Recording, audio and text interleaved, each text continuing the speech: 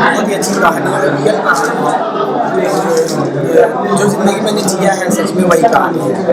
ये एक गाँव का लड़का होता है, बिल्कुल नॉर्मल सा लड़का जिसे फटीचर लोग कहते हैं, और बातें ऐसी करता है कि मुझे अंबानी के लेवल का बनना है, मुझे सलमान खान बनना है, तो मुझे ये करना है। इतना बड़ी बड़ी बातें करता है कि सब उसको बिल्कुल चुतिया है, लेकिन वो रहता नहीं, वो बड़ी सोच रखता है, उसकी सोच बड़ी होती है और फाइनली वो बड़ा काम करता है, फिर आता है शहर में।